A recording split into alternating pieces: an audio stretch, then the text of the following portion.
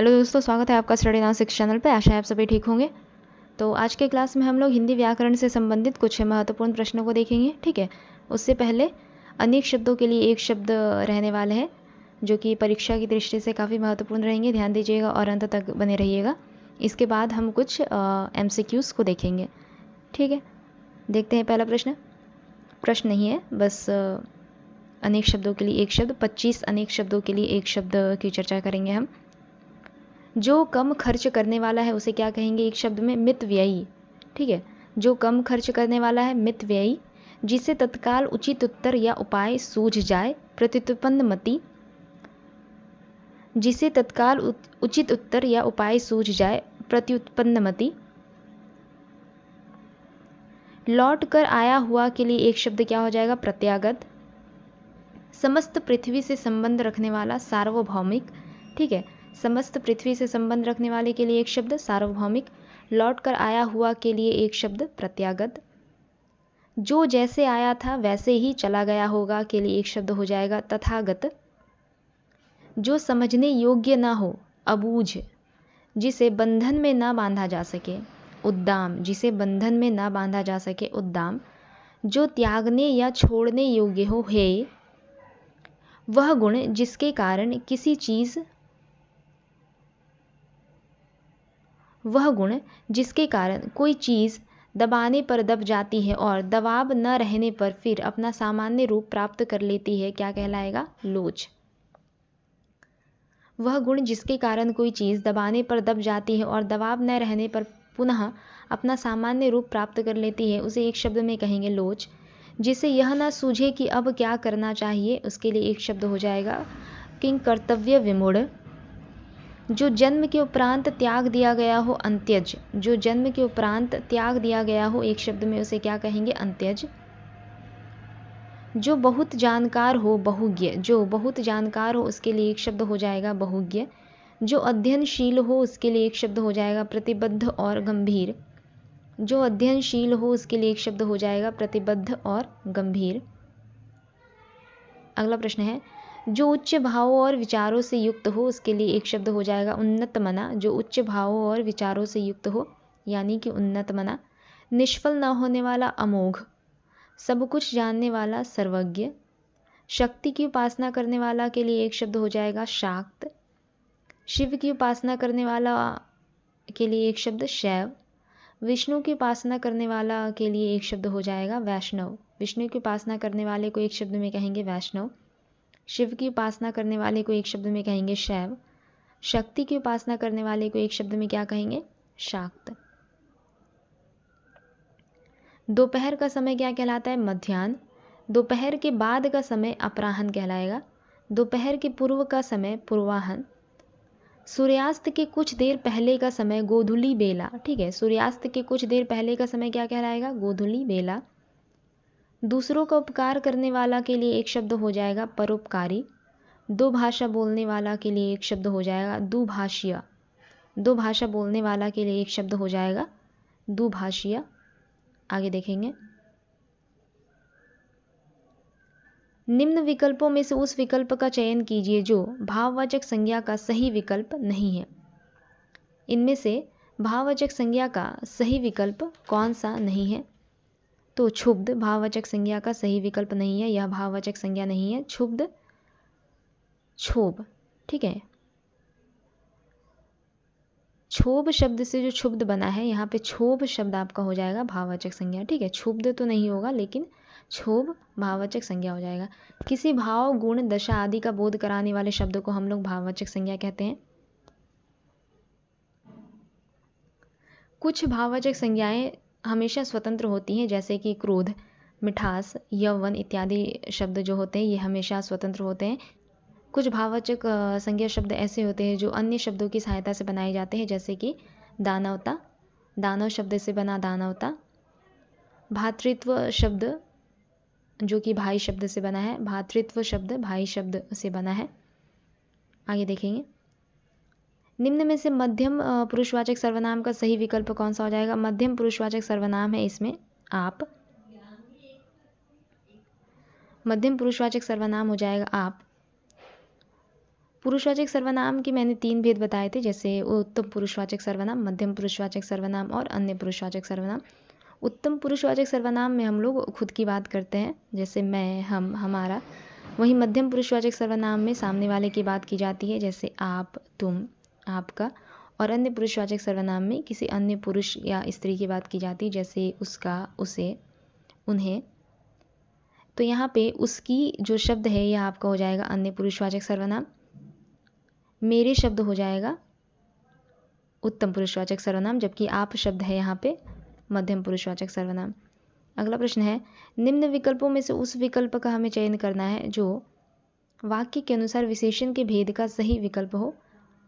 अर्थात निम्न में से यह जो वाक्य है इसमें विशेषण का कौन सा भेद लागू होगा। मुझे खाना बनाने के लिए थोड़ा सा सामान चाहिए।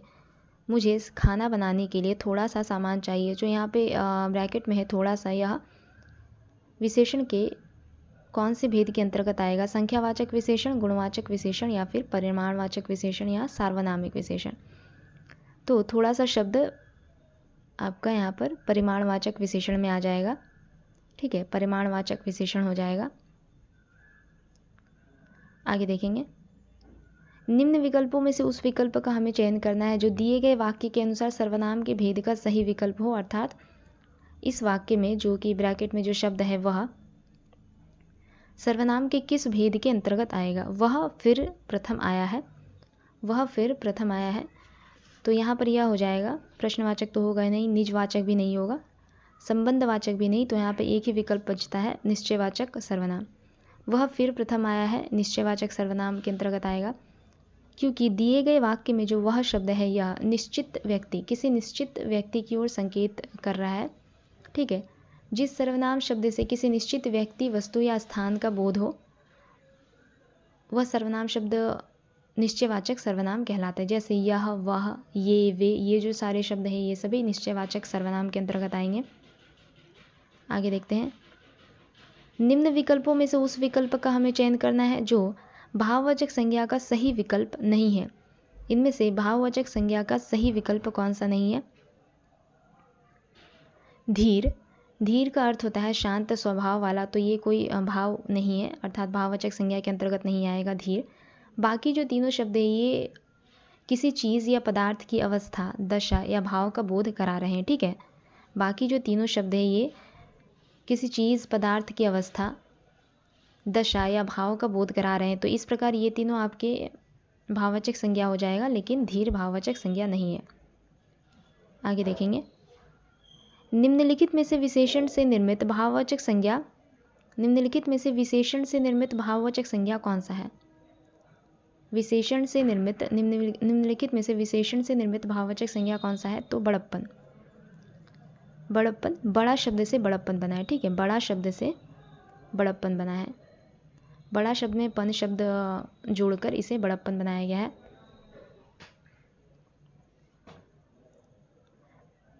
लड़कपन जो शब्द है यह जातिवाचक संज्ञा शब्द, जातिवाचक शब्द से, जातिवाचक संज्ञा शब्द से यह बना है। ठीक है, जैसे लड़का, लड़का शब्द में, लड़का शब्द में पन प्रत्यय लगाकर इसे लड़कपन बनाया गया, अर्थात भाववाचक बनाया गया है।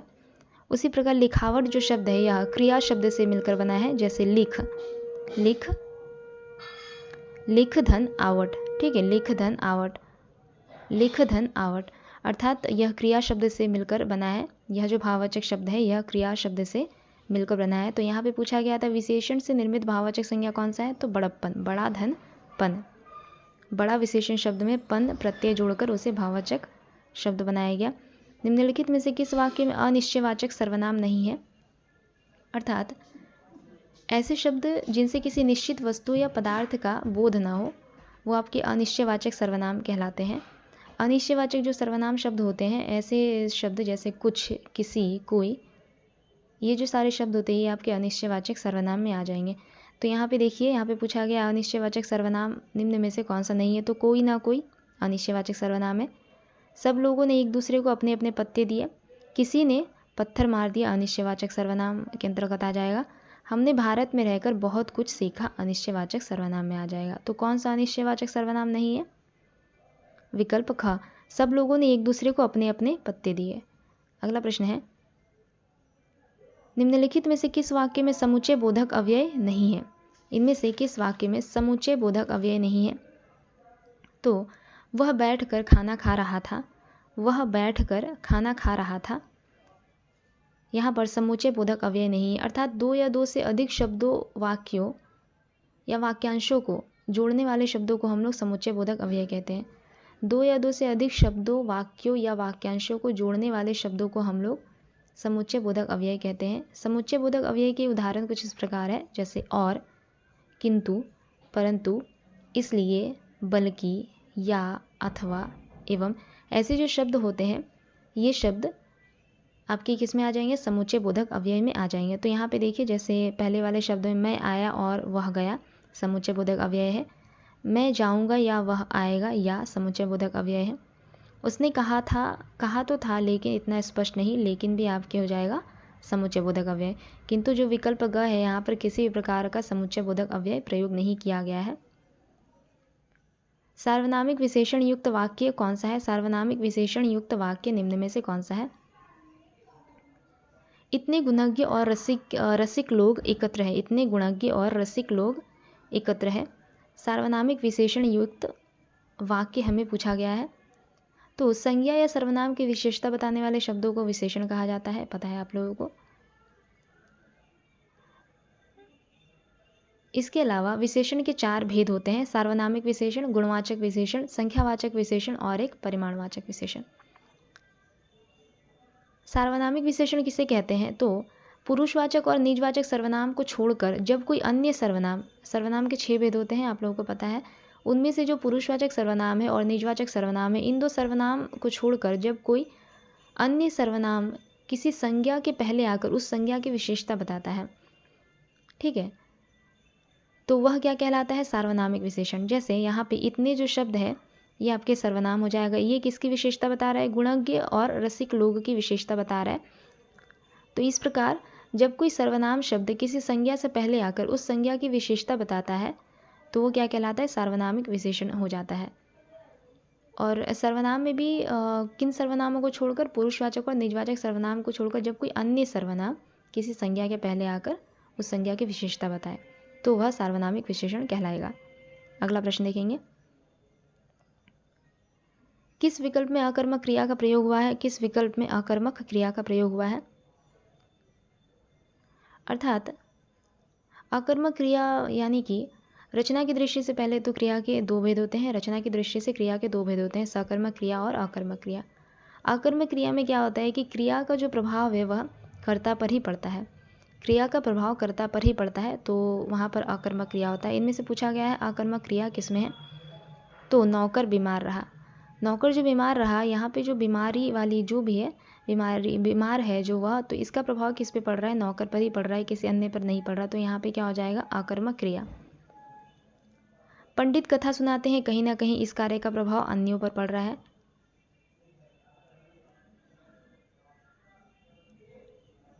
राजा ने दान दिया, राजा ने दान दिया, इस क्रिया का प्रभाव भी किसी और पे पड़ रहा है। नौकर चिट्ठी लाया, यहाँ पे भी क्रिया का प्रभाव नौकर पर नहीं पड़ रहा है, कहीं ना कहीं या किस पे पड़ रहा है? चिट्ठी पर, ठीक है। नौकर चिट्ठी लाया।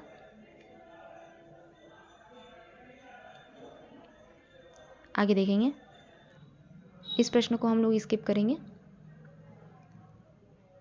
पुरस्कार पाने वालों में कुछ हमारे विद्यालय के छात्र हैं। रेखांकित पदबंध है, संज्ञा पदबंध। पुरस्कार पाने वालों में कुछ हमारे विद्यालय के छात्र हैं, कौन सा पदबंध है या संज्ञा पदबंध है? आगे देखेंगे, किस वाक्य में विधेय विशेषण है? निम्न में से किस वाक्य में विधेय विशेषण है? तो उद्देश्य विधेय वाक्य के 2 भाग होते हैं, 2 भेद है, उद्देश्य और विधेय। उद्देश्य यानी जिसके बारे में बात की जा रही है, विधेय यानी उद्देश्य के बारे में जो बात की जाती है वही विधेय कहलाता है। तो यहाँ पे पूछा गया विधेय विशेषण है, निम्न में से किस वाक्य में विधेय विशेषण है? मेहुल का घर आलीशान है। मेहुल का घर आलीशान है, तो यहाँ पे जो मेहुल का घर आलीशान जो शब्द है, ये जो विधेय है ये आपका क्या हो जाएगा? विशेषण, ठीक है। तो आलीशान शब्द है ये विधेय विशेषण है। तो इस प्रकार मेहुल का घर आलीशान है, इस वाक्य में आपका विधेय विशेषण मिल गया। ठीक है, आगे देखते हैं। इसमें उद्देश्य क्या हो जाता है? मेहुल का घर, मेहुल का घर उद्देश्य है, आलीशान है, ये क्या हो गया? विधेय। आगे देखेंगे। हिंदी में शब्दों का लिंग निर्धारण किसके आधार पर होता है? निम्नलिखित विकल्पों में से सही विकल्प को चिन्हित करना है हमें। हिंदी में शब्दों का लिंग निर्धारण किसके आधार पर होता है? इनमें से हमें सही विकल्प को चुनना है। तो संज्ञा,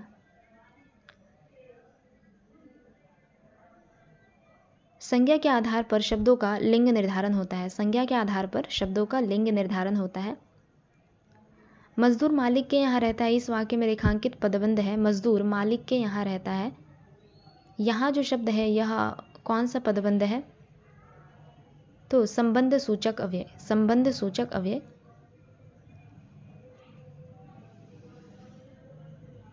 आगे देखेंगे। निम्न में से भाववाचक संज्ञा कौन सा है? इनमें से भाववाचक संज्ञा कौन सा है? तो भाववाचक संज्ञा है गरीबी। विशेषण की 3 अवस्थाएं होती है, मूलावस्था, उत्तरावस्था और उत्तमावस्था। ठीक है, मूलावस्था, उत्तरावस्था और उत्तमावस्था। गरीब हो जाएगा आपका मूलावस्था, गरीबी उत्तरावस्था और गरीबतम हो जाएगा उत्तमावस्था। ठीक है, अगला प्रश्न देखते हैं। हिंदी में काल निर्धारण में किसका महत्वपूर्ण योगदान होता है? काल निर्धारण में किसका महत्वपूर्ण योगदान होता है? तो क्रिया का योगदान होता है। रचना के आधार पर क्रिया के 2 भेद होते हैं, अभी बताया थोड़ी देर पहले, अकर्मक क्रिया और सकर्मक क्रिया। निम्न में से कौन सा शब्द विशेषण है? इनमें से कौन सा शब्द विशेषण है? तो सौतेला शब्द विशेषण है, बाकी तीनों यहाँ पे संज्ञाएं हैं। आगे देखेंगे। कतिपय हिंदी व्याकरणों द्वारा संज्ञा प्रतिनिधि शब्द का प्रयोग किसके लिए किया जाता है? तो संज्ञा के भेदों के लिए किया जाता है।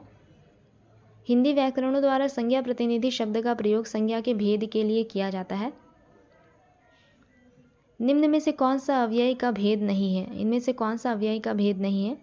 परिमाण बोधक अव्यय का भेद नहीं है। ऐसे शब्द जिनके रूप, लिंग, वचन, पुरुष, कारक, काल इत्यादि के बदलने पर भी नहीं बदलते हैं, वे आपके अव्यय या फिर अविकारी शब्द कहलाते हैं। अव्यय के 4 भेद होते हैं, क्रिया विशेषण अव्यय, संबंध बोधक अव्यय, समुच्चय बोधक अव्यय और विस्मयादि बोधक अव्यय। आगे देखेंगे। विधेय के अंतर्गत आएगा निम्न में से कौन सा? बताया आपको कि वाक्य के 2 भेद होते हैं, उद्देश्य और विधेय। उद्देश्य यानी जिसके बारे में वाक्य में बात की जाती है, जैसे पिताजी अखबार पढ़ रहे हैं, यहाँ पे पिताजी के बारे में बात की जा रही है, तो पिताजी हो गए उद्देश्य, और अखबार पढ़ रहे हैं ये जो शब्द हो गए, ये जो पद हो गया, क्या हो गया आपका? विधेय। यानी उद्देश्य के बारे में जो बात की जाती है वो क्या हो जाता है? विधेय, और जिसके बारे में वाक्य में बात की जाती है वो हो जाता है उद्देश्य। तो विधेय के अंतर्गत क्या आ जाएगा? कर्म या क्रिया। ठीक है, कर्म व क्रिया ये आपके विधेय के अंतर्गत आ जाएगा, और जो उद्देश्य होता है वो कर्ता। ठीक है, आगे देखेंगे। पहले से बहुत धीरे बोलने वाला में कौन सा पदबंध है? तो क्रिया विशेषण पदबंध, क्रिया विशेषण पदबंध। क्रिया की विशेषता बताने वाले पदबंध को क्रिया विशेषण पदबंध कहा जाता है। ये हमेशा ही क्रिया के पहले प्रयुक्त होता है। ठीक है, आगे देखते हैं।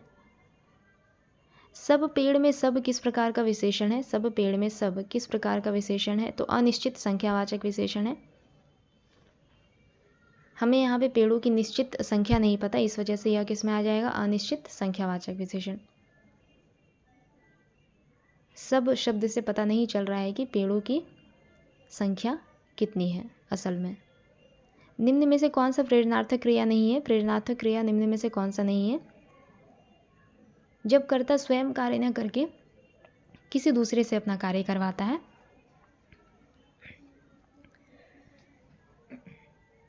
या फिर किसी दूसरे को कार्य करने के लिए प्रेरित करता है, वहाँ पर प्रेरणार्थक क्रिया होता है। ठीक है, तो यहाँ पे कौन सा प्रेरणार्थक क्रिया नहीं है? सीखना, लिटाना या फिर जगाना। तो यहाँ पे जो सीखना शब्द है ये तो आपके हो जाएगा प्रेरणार्थक क्रिया, ये नहीं है, क्योंकि यहाँ पे जो भी सीखने का काम है ये कर्ता को स्वयं ही करना पड़ेगा, या किसी और के द्वारा या फिर किसी और को प्रेरित करके नहीं करवाया जा सकता। ठीक है, आगे देखते हैं। निम्नलिखित में से विशेषण शब्द को हमें चुनना है। विशेषण शब्द इनमें से कौन सा है? पाक्षिक। पाक्षिक क्या हो जाएगा? विशेषण शब्द। पक्ष शब्द में एक प्रत्यय लगाकर यहाँ पर पाक्षिक शब्द बनाया गया है, पक्ष। ठीक है, पक्ष शब्द में एक प्रत्यय लगाकर पाक्षिक शब्द बनाया है यह। तो आज का यह हमारा अंतिम प्रश्न रहा। अगले क्लास में जल्दी मिलेंगे। तब तक के लिए अगर आप लोगों को हमारी क्लास अच्छी लगे तो लाइक, शेयर और सब्सक्राइब ज़रूर कर सकते हैं। धन्यवाद।